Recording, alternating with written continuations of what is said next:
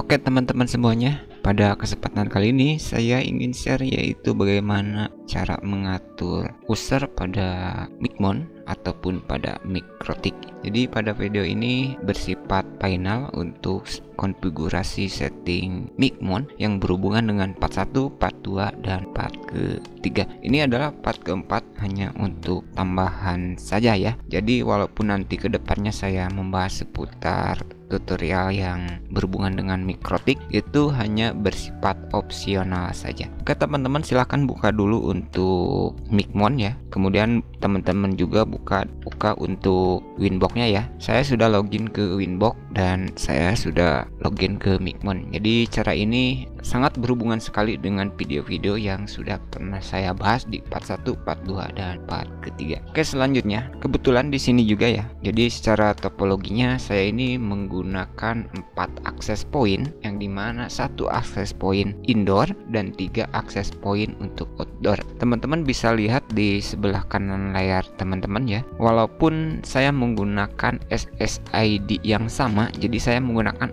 4 akses point tetapi menggunakan nama SSID yang sama yaitu MRNet. Jika teman-teman lihat ini keluarnya hanya 1, tetapi jika teman-teman lihat di WP Analyzer sebenarnya ada 4. Jadi walaupun saya menggunakan 4 akses point, tetap yang terbaca hanya 1 yang bisa dikonekkan. Jadi ini sistemnya adalah mencari yang terdekat, dan topologi ini juga sangat bermanfaat bagi teman-teman jika yang ingin menggunakan akses point lebih dari 1. Jadi biar usernya tidak login lagi gitu. Ketika user ini pindah ke titik router 1, router 2, router 3, router 4, jadi tidak akan login lagi. Karena secara umum jika teman-teman mengalami kendala, misalkan kenapa selalu minta login ketika pindah posisi, karena kemungkinan itu sudah pindah router ya untuk user tersebut. Jadi cara ini adalah cara terbaik yang biasa saya setting untuk orang lain juga, ataupun untuk yang biasa menggunakan jasa setting voucheran ke saya begitu ya. Tetapi ada kekurangan juga, ada kelebihan, jadi tergantung lapangan. Tetapi cara ini adalah cara yang paling sering saya lakukan. Jika teman-teman melihat di sini ya, kenapa masih 0 untuk income-nya? Karena memang saya option user profilnya di remove. Jadi jika teman-teman mengikuti video saya di sebelumnya, itu kemungkinan akan terjadi seperti ini. Jadi caranya teman-teman masuk dulu ke hotspot ya. Pada bagian user profil silahkan teman-teman edit dulu semua ya. Nah ya, ini Micmon masih ada bug sebenarnya, yang versi 4 ini masih suka ada bugnya. Nah ini sudah benar. Kemudian teman-teman pada expert mode semuanya ganti remove dan record. Saran saya, kalau memang teman-teman ingin ingin income-nya ditampilkan ya. Kalau untuk settingan konfigurasi Mikrotik voucheran untuk orang lain, saya pilih remove dan record ya, biar recordnya terlihat jika diakses via HP nantinya begitu ya. Jadi caranya adalah biar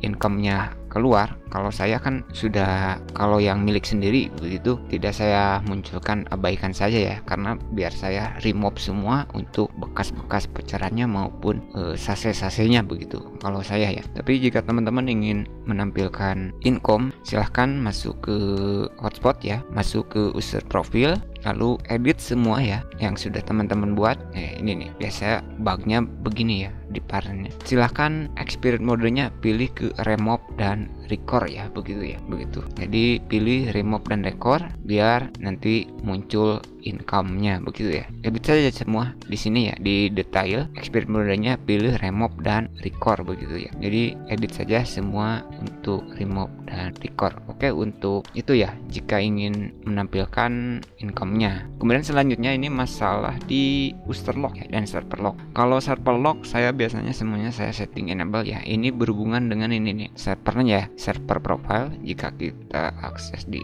nih, jika teman-teman lihat ada 2 server ya, Depo dan HS Prop. Jadi biar kita kunci di HS Prop 1 ya. Jadi jika teman-teman di sini ya, kita coba generate ya.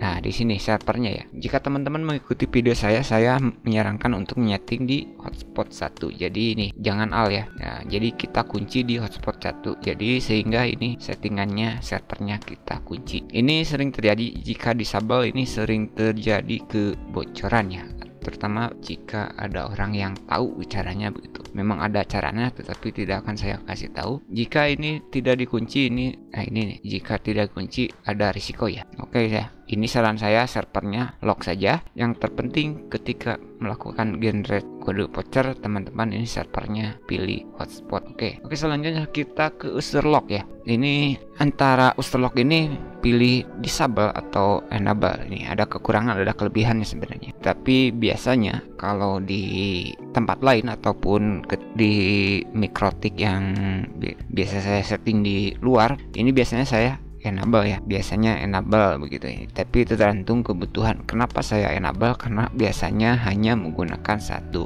akses point. Jadi seperti yang sudah saya jelaskan, karena saya menggunakan 4 akses point, 1 akses point indoor dan 3 akses point outdoor. Tetapi pada dasarnya apapun jenis router yang akan teman-teman gunakan untuk ini khusus voucheran ya, saya tidak berbicara seputar akses point yang digunakan untuk point to point ataupun yang lainnya ya. Ini berbicara seputar untuk voucheran ya. Apapun jenis routernya, saya sarankan DHCP pada akses point disable ya. Karena ini jika kasusnya seperti ini ya. Jika teman-teman lihat di ini ya, di host ya. Nah, teman-teman perhatikan di address ya. Jika teman-teman ini kan kalau kita cek di sini ya, di interface. Oh, bukan di interface. Di address, jika teman-teman lihat ya, di sini untuk hotspot ya, saya menggunakan IP yang 20.20.20.24 ini alokasinya ya. Nah, jika teman-teman lihat di host, jika ada IP router ataupun IP access point, apapun jenis access point yang teman gunakan, baik yang 1, 2, 3. Nah, di sini teman-teman ya, kenapa saya menggunakan 3 router tapi di sini saya settingnya 1 ya. Sebenarnya saya tidak perlu menjelaskan kembali hal ini karena sudah saya jelaskan di video 1, 2, dan 3. Jika teman-teman lihat ini interface hotspot ini yang saya gunakan di Ether 3 ya. Jadi saya menggunakan 4 access point, yaitu menggunakan switch ya. Jadi 4 access point ini dari Ether 3 ini saya hubungkan ke switch, dari switch saya hubungkan ke 4 access point yang berbeda dengan nama SSID yang sama, yaitu ini ya, MRNet. Jadi ketika orang ini pindah ke titik ini, titik itu, ya tetap bisa login. Tetapi jika teman-teman lihat ini sebenarnya loginnya bukan biasanya loginnya apa ya? Tidak mengunci MAC addressnya ya, tidak dikunci. Jadi satu voucher ini bisa digunakan gonta-ganti perangkat sebenarnya cara ini. Oke, jadi untuk ini ya, kita ini tutup dulu saja. Kita fokus ke user profile ya. Kita cek. Nah, kita lanjutkan untuk bahas ini ya, user lock dulu ya, biar nanti nggak ke sana kemari. Jadi cara ini sangat efektif jika teman-teman baik menggunakan satu akses point yang tidak menggunakan switch ataupun teman-teman menggunakan 2 akses point 10-20 yang menggunakan switch. Cara ini menurut saya ya, menurut saya sangat efektif untuk user locknya disable saja. Jadi satu voucher ini bisa digunakan untuk berbeda-beda perangkat, tetapi tetap saja walaupun bisa digunakan oleh beberapa perangkat, itu yang masuk tetap satu ya. Walaupun misalkan HPA dan HPB, HPA menggunakan voucher ini, jadi tetap kita contohkan ya. Misalkan HPA menggunakan voucher ini, jadi HPB itu walaupun sebelumnya pernah menggunakan voucher ini tidak bisa jadi 2 perangkat itu tidak bisa terhubung, harus ada yang logout dulu salah satunya, begitu ya. Walaupun bisa gonta-ganti perangkat ini ya, konsepnya disable ini. Kalau di enable itu tidak akan bisa voucher tersebut diganti untuk perangkat yang berbeda. Dan untuk kasus user locknya enable ini biasa terjadi bukan di perangkat Android yang lama, sering terjadi di perangkat Android yang terbilang model baru ya. Jadi kalau user locknya di enable, karena biasanya untuk perangkat Android yang baru itu ada random MAC address ataupun MAC address acak ya. Jika teman-teman cek di profile WiFi di ponsel teman-teman, itu ada tulisan MAC address acak ataupun random MAC address ya. Itu tergantung jenis ponsel ya. Jadi MAC-nya diacak. Jadi kalau diacak biasanya kalau user locknya enable itu bukan di perangkat lain, di perangkat tersebut saya yang sebelumnya sempat menggunakan kode tersebut, lalu HP tersebut mungkin sewaktu-waktu ada di luar jangkauan dari access point yang punya teman-teman, kemudian dia masuk lagi ke access point tersebut, MAC-nya sudah berubah. Nah, ketika user lock-nya enable itu sangat riskan sebenarnya. Jadi HP tersebut ketika mencoba login lagi dengan kode voucher yang sebenarnya validity-nya ataupun masa aktifnya belum habis, itu tidak akan bisa login lagi karena MAC address-nya sudah dikunci. Itu resikonya ya. Tetapi saran saya lebih baik, menurut saya ya, lebih baik disable sebenarnya kalau user untuk settingan mikrotik voucheran. Untuk saat ini saya lebih banyak menyeting untuk usernya semuanya saya disable saja, sekaligus saya jelaskan ke pemilik mikrotik tersebut ya untuk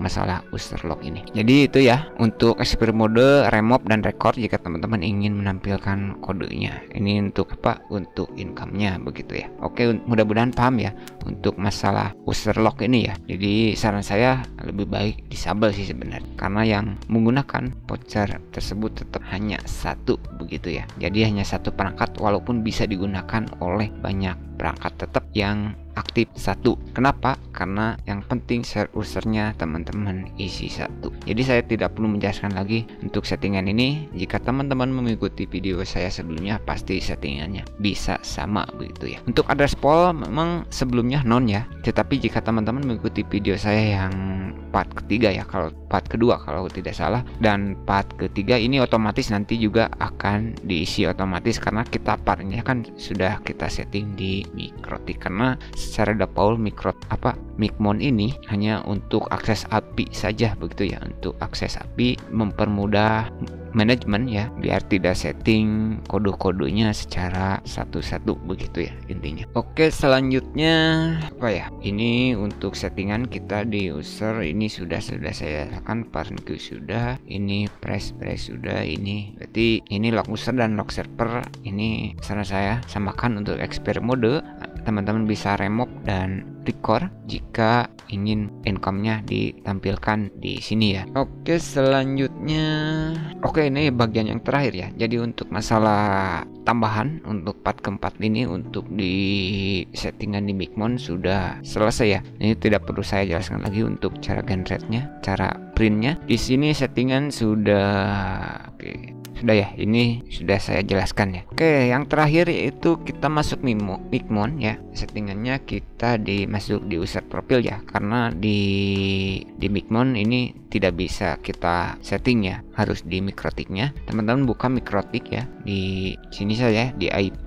hotspot ya, hotspot, masuk user profile. Jadi teman-teman coba di host ya, seperti yang saya jelaskan tadi. Jika ada dinamik ya, contohnya dinamik ada IP 192.168. misalkan 5.1.4.1 itu IP router access point punya teman. Jika terbaca di host ini ya, di bagian hotspot ini di hostnya itu DHCP-nya berarti enable. Saran saya menurut saya sangat diwajibkan DHCP-nya di disable untuk access point voucheran gitu, karena itu resikonya bocor ya, bocor bandwidth nantinya. Nah, jika teman-teman di hotspot ini, bagian host ini tidak ada IP access point-nya ya, router access point-nya yang dijadikan access point-nya tidak, misalkan karena untuk default untuk IP router access point biasanya diawali dengan 192.168.sekian 192. Kalau ada biasanya tulisannya dinamik ya, itu berarti DHCP-nya enable. Saran saya apapun jenis routernya, jika teman-teman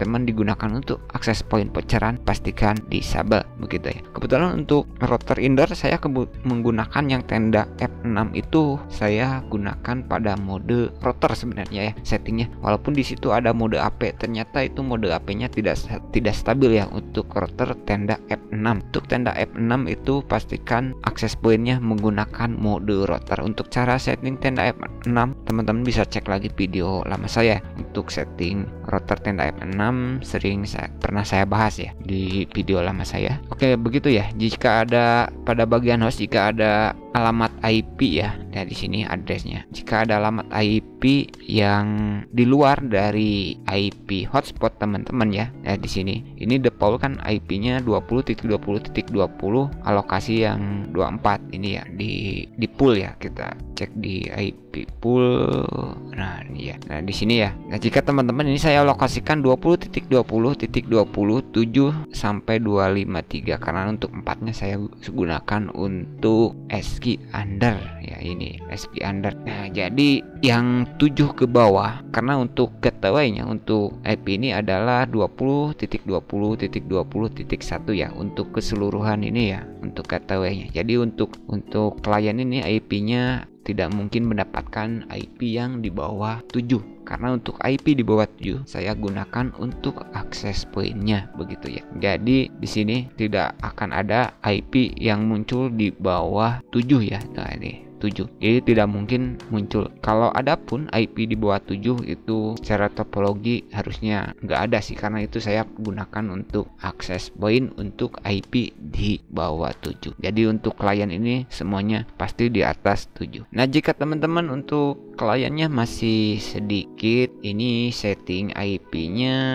untuk alokasinya cukup sih untuk untuk di kelas untuk di oktav 24 cukup sih sebenarnya. Tetapi kalau kliennya sudah banyak, ini teman-teman ya, kalau misalkan IP poolnya habis ataupun ya IP poolnya habis ya, misalkan IP poolnya habis teman-teman bisa edit ya untuk hotspot ini. Misalkan teman-teman bisa menggunakan yang titik 16 sampai 500 IP. Teman-teman bisa cek di Google untuk kalkulator IP address ya, itu banyak toolnya gratis di Google jika IP poolnya habis. Tetapi kalau usernya hanya sedikit, ini standar seperti ini saja ya. Oke, selanjutnya kita masuk bahas user profil ini ya. Jika teman-teman misalkan ini 10 jam, ini makcok di timeoutnya silahkan setting 10 jam, tapi biasanya saya setting kasih lebih 1 detik atau 2 detik. Ini maksimum. Kemudian yang 20 jam setting ini ganti 20 jam. Yang 30 jam teman-teman bisa setting 30 jam ya. 1D 6 jam berarti satu hari kan 24 tambah 6 24 berarti 30 begitu ya. Begitu juga untuk yang 40 jam ya, contoh berarti 40 jam 1D itu kan 1 day itu 24 jam tambah 16 berarti 4 jam. Jadi setting ya. Kenapa? Karena kalau tidak disetting seperti itu nanti dikhawatirkan kebablasan, intinya kira-kira seperti itu ya. Kenapa? Karena saya user servernya di lock. Oke, mudah-mudahan teman-teman paham ya. Jadi inilah cara settingan terbaik saya ya untuk user lock. Saran saya disable saja servernya, enable. Kemudian ini untuk expire mode silahkan remove dan record, ganti semua ya, ganti semua. Kemudian untuk mikrotik masuk ke hotspot ya, mengaksesnya untuk mengakses hotspot. Ini IP hotspot, ini masuk user profil. Setiap profil ini makcokinya diganti ya, begitu ya. Ini makcoki sebenarnya ada di sini. Nah, ini makcoki ini ya, jangan coki ini. Coki ini yang coki ini biasanya bocor di perangkat Android 7 ke bawah ya, terutama di versi Android jadul. Jika teman-teman mengaktifkan coki ini di Android jadul itu tidak, kebanyakannya sering terjadi bisa login otomatis ya. Kalau mau coba silahkan, karena saya sudah mencoba dan sudah beberapa kali mengalami hal tersebut, yaitu sudah lama di tahun-tahun ke belakang ya gitu. Saya sering mengalami HP jadul kok bisa pakai WiFi gitu, padahal nggak beli voucher ternyata begitu. Oke, mungkin itu dulu ya. Jika ada yang ingin ditanyakan seputar Micmon ya, seputar ini yang berhubungan dengan Micmon, mungkin tidak bisa login ataupun apapun untuk mengganti halaman login ataupun apapun berhubungan dengan Micmon ataupun berhubungan dengan settingan hotspot mikrotik ya, teman-teman bisa bertanya di kolom komentar saja, karena saya tidak tahu untuk kasusnya seperti apa yang teman-teman hadapi. Tetapi untuk settingan terbaik saat ini yang sering saya gunakan untuk voucheran orang lain juga, ini settingannya saya seperti ini. Hanya tinggal teman-teman sesuaikan untuk ini ya, untuk harga, untuk waktu, 1 itu tinggal disesuaikan. Ini hanya untuk contoh saja begitu ya. Oke, sekian dulu untuk video kali ini. Sepertinya saya tidak ada tambahan ya untuk video kali ini, karena ini video adalah untuk penyempurnaan dari part 1, part 2 dan part ketiga. Sekian dulu untuk video kali ini, semoga bermanfaat dan assalamualaikum warahmatullahi wabarakatuh.